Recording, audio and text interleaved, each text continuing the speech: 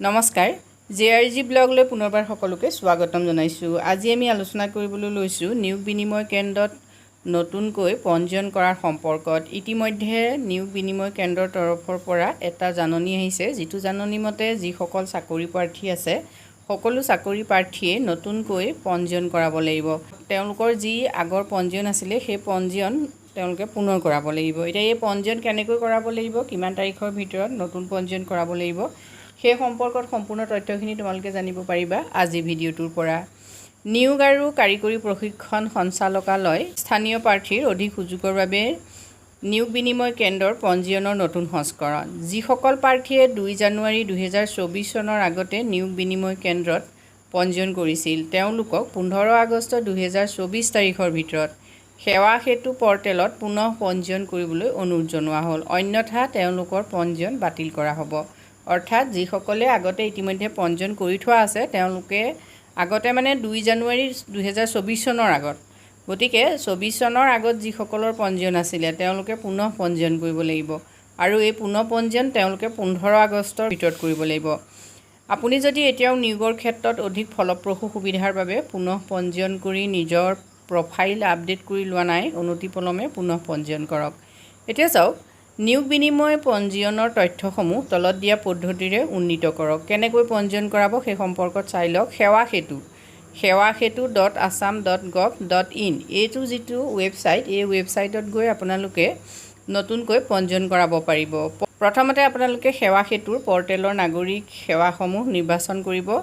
কৰ্মসংস্থাপন যিটো শিতান থাকে সেই কৰ্মসংস্থাপন শিতানত থকা নিয়োগ বিনিময়ত নিয়োগ সন্ধানকাৰীৰ পুনৰ পঞ্জীয়ন নিৰ্বাচন কৰিব আৰু নেক্সট আধাৰৰ সৈতে আবেদন কৰক। আধাৰৰ অবিহনেও আপোনালোকে আবেদন কৰিব পাৰে। সেইসকল প্ৰাৰ্থীৰ বাবে প্ৰযোজ্য হ'ব যিসকলে আধাৰ অবিহনেও আবেদন কৰিব পাৰিব, যিসকলৰ NRCৰ বাবে আধাৰ কাৰ্ড বন্ধ হৈ আছে। গতিকে সেইসকলে আধাৰ অবিহনেও আবেদন কৰিব পাৰিব।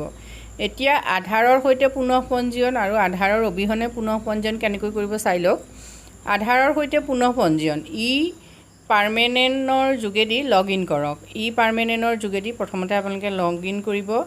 OTP সম্মিলিত পদ্ধতিৰে আধাৰৰ তথ্য প্ৰমাণ কৰক। আবেদন পত্ৰত প্ৰয়োজনীয় সকলো তথ্য পূৰণ কৰিব। বাধ্যতামূলক আৰু প্ৰয়োজনীয় নথিপত্ৰসমূহ আপলোড কৰিব। আবেদন দাখিল কৰক আৰু নৱীকৃত পঞ্জীয়ন পত্ৰ ডাউনলোড কৰক। গতিকে এইকেইটা ষ্টেপ আপোনালোকে অনুসৰণ কৰিব লাগিব। সেৱা সেতু পৰ্টেলত যাব, পাৰ্মানেণ্টৰ যোগেদি আপোনালোকে লগ ইন কৰিব লাগিব। OTP আহিব, তাৰপিছতে আপোনালোকৰ যিখিনি তথ্য বিচাৰিব সেই সকলো তথ্য আপোনালোকে নথিপত্ৰসহ আপলোড কৰিব লাগিব। গতিকে এইটো ছিষ্টেমত আপোনালোকে আধাৰৰ সৈতে পুনৰ পঞ্জীয়ন কৰিব পাৰিব। আৰু আধাৰ অবিহনে যদি পুনৰ পঞ্জীয়ন কৰিবলগীয়া হৈছে আপোনালোকৰ, তেতিয়াহ'লে চাওক, পাৰ্মানেণ্টৰ যোগেদি লগ ইন কৰক। আবেদন পত্ৰত প্ৰয়োজনীয় সকলো তথ্য পূৰণ কৰি নিয়োগ বিনিময় কেন্দ্ৰৰ নাম নিৰ্বাচন কৰক আৰু বাধ্যতামূলক আৰু প্ৰয়োজনীয় নথিসমূহ আপলোড কৰক। নথিপত্ৰ পৰীক্ষাৰ দিন স্থান উল্লিখিত একনলেজমেণ্ট ৰিচিপ্ট ডাউনলোড কৰক। নিৰ্দিষ্ট নিয়োগ বিনিময় কেন্দ্ৰত নথিপত্ৰ পৰীক্ষা কৰাওক। প্ৰক্ৰিয়া সম্পূৰ্ণ হ'লে নতুন নৱীকৃত পঞ্জীয়ন পত্ৰ সংগ্ৰহ কৰিব। সহায়ৰ বাবে আপোনালোকে যোগাযোগ কৰিব পাৰে। এটা ফোন নম্বৰ আপোনালোকে চাওক, 180034535575 এই নাম্বাৰত আপোনালোকে ফোন কৰিব পাৰে আৰু হোৱাটছআপ কৰিব পাৰে 8099897266।